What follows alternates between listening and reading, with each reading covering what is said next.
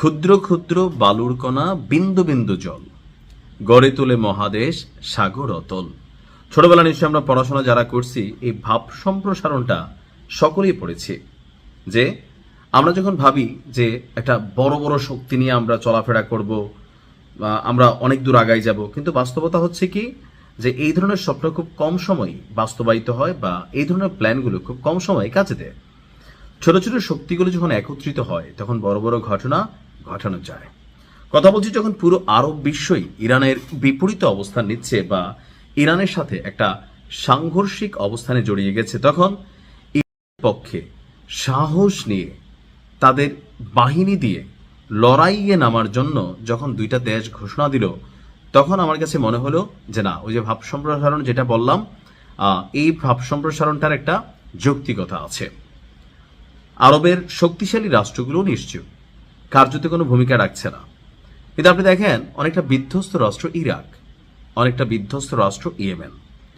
আজকে যিনি নতুন নেতা নির্বাচিত হয়েছেন তিনি একটা সুসংবাদ দিয়েছেন, আর এই সুসংবাদটা হচ্ছে কি, ইয়েমেন এবং ইরাকের যোদ্ধারা, যে সকল যোদ্ধারা আছে তারা বিপ্লবকে সমর্থন করে, আর নির্দেশনা পেলেই তারা তাদের অ্যাকশন শুরু করবে।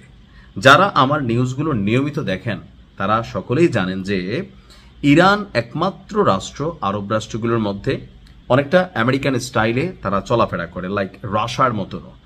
আমেরিকা যেমন আরব সহ পৃথিবীর বিভিন্ন দেশে ন্যাটো বা বিভিন্ন জোট বানায়া তাদের সামরিক বাহিনীগুলোকে লালন পালন করে, তো তদ্রুপ একমাত্র রাষ্ট্র হচ্ছে ইরান যারা আশেপাশের রাষ্ট্রগুলোতে নিজেদের অনেকগুলো যোদ্ধা টিম তারা লালন পালন করে, এমনকি সেখানে সামরিক বরাদ্দ, বিভিন্ন ধরনের সাপোর্টিং ইস্যু সবকিছু তারা প্রোভাইড করে। তো এর মধ্যে ইরাক এবং ইয়েমেনের কথা তো জানেনি, প্রচন্ড লেভেলে সেখানে তাদের একটা সাপোর্টিং শ্রেণী আছে এবং কি একটা যোদ্ধা দলে আছে।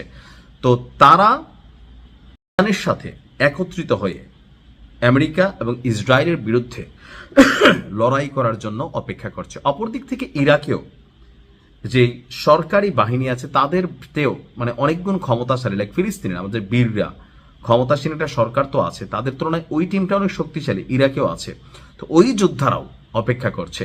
আমাদের নতুন সর্বোচ্চ নেতা বলছেন যে এই দুই দেশের প্রতিরোধ যোদ্ধারা তাদের দায়িত্ব পালন করবে, তাদের যে গোষ্ঠীগুলো আছে তারা এই যুদ্ধে ইরানকে সহযোগিতা করতে চায়। এমনকি তিনি বলছেন যে এর আগেও ইরানকে আপনার এই সামরিক বাহিনীগুলো নীরবে অনেক সাপোর্ট করেছে, আর এজন্য তিনি তাদেরকে ধন্যবাদ জানিয়েছেন। তিনি বলছেন ইরান যখন আক্রমণের শিকার হয়েছে তখনই এই বাহিনীগুলো, তাদের এই মিত্ররা পুরো শক্তি নিয়ে আপনার ইরানকে পরাধীন হওয়া থেকে বা বিভক্ত হওয়া থেকে রক্ষা করেছে। তো আমি যতদূর নিউজগুলো দেখছি যে এই দুইটা দেশ সামরিক দিক থেকে খুব বেশি শক্তিশালী না, বাট যখন একত্রিত হয়ে অ্যাজ এ টিম ওয়ার্ক করে তখন কিন্তু সাহস শক্তির অনেক গুণ বেড়ে যায়। কারণ এখানে সাগরকে কন্ট্রোল করার জন্য ইয়েমেন বড় একটা ভূমিকা রাখছে। বীরদের যুদ্ধে দেখছেন যে ইসরায়েলের হাইফা বন্দর থেকে শুরু করে অনেকগুলা আরব সাগর, মধ্যপ্রাচ্য সাগর সবগুলোকে তারা কন্ট্রোল করছে। এমনকি সারা পৃথিবীর পশ্চিমা রাষ্ট্রগুলোকেও অনেকভাবে তারা বোঝানোর চেষ্টা করছে যদি কোনো রকম অ্যাকশনের সুযোগ হয় তাহলে আমরা কিন্তু খেলবো। তো একটা প্রভাব তো তাদের এই অ্যাকশনের মাধ্যমে পড়ছে। দ্বিতীয়ত এখন ইরাক এখানে অবস্থান নিয়েছে। এভাবে যদি মিলামিশা থাকে তাহলে যারা শত্রুরা আছে তারা 10 বার চিন্তা করবে যে কোনো ঘটনা ঘটানোর আগে। কিন্তু দুর্ভাগ্য হচ্ছে এই ইউনিটিটা সবসময় পাওয়া যায় না। ধন্যবাদ ইরাক এবং ইয়েমেনকে। আসসালামু আলাইকুম।